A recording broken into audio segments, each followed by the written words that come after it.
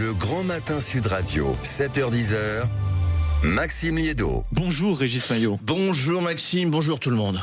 Ah là, soyez libre, on retrouve en fin de semaine votre regard acéré sur l'actualité qui s'est écoulée. Et Emmanuel Macron a relancé donc l'idée, et ça c'est curieux, de labelliser les médias. Comment voyez-vous cette annonce, Régis ? Formidable, parce que moi j'adore l'URSS. et c'est le grand retour du doudou présidentiel, l'AOC, l'appellation d'opinion contrôlée. On sent quand même le fantasme du type qui rêve d'un contrôle parental sur la liberté d'expression. Ah bah voilà, ça commence. La Pravda du Touquet, on va l'appeler bientôt. Bon, puis vous avez entendu, ça a été largement contesté, notamment au sein du gouvernement. Le but est simplement d'expliquer vraiment correctement que le label servira simplement à reconnaître la véritable information.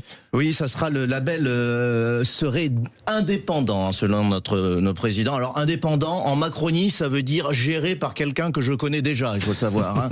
On voit ici déjà le comité, un vieux ponte de Radio France décongelé à la hâte, une ex-journaliste de France 5 sans micro et le cousin du voisin du copain de l'ancien patron de l'Arcom. Franchement, un label indépendant sponsorisé par Macron, c'est comme un régime minceur sponsorisé par McDo. La bonne conscience est légère, le résultat beaucoup moins.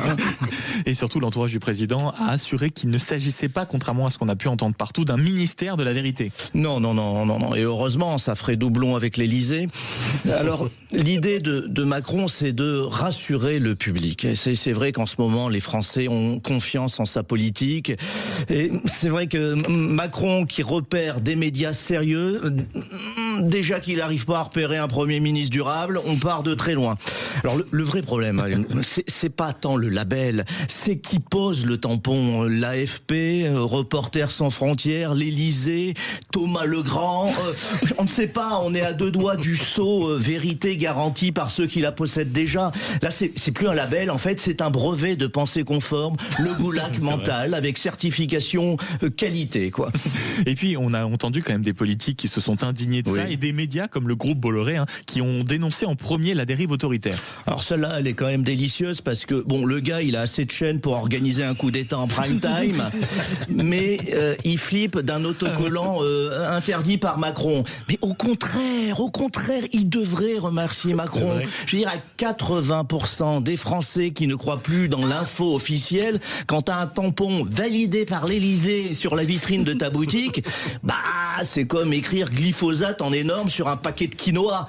Sa clientèle va faire demi-tour toute seule, comprenez ? Ça, c'est sûr. Sachant que l'objectif affiché est vraiment de lutter contre la désinformation. Eh ben, c'est très bien, mais dans ce cas-là, qui commence par les commentaires Facebook et les forums Twitch, là, on est sur des labels odorants, on a tout ce qu'il faut, quoi. Et puis, il y a eu une véritable, on va dire, volonté de lutter contre les fake news qui restent tout de même essentielles pour le président de la République. Mais bien sûr, et j'ai envie de dire qu'on a déjà ce qu'il faut en France. On a des lois, des tribunaux et surtout quelque chose que Emmanuel Macron n'a pas encore réussi à contrôler, les Français. Eux seuls décident quels médias méritent ou non leur confiance. Ça, c'est sûr. Merci beaucoup, Régis Maillot, pour Soyez libre tous les vendredis avec votre regard acéré sur l'actualité qu'on ne retrouve pas qu'à la radio, puisque vous êtes également au théâtre, aux Deux Ânes, si je ne m'abuse, c'est ça ? Exactement. Dès ce week-end, avec les nouveaux ridicules, vous voyez de qui je parlais.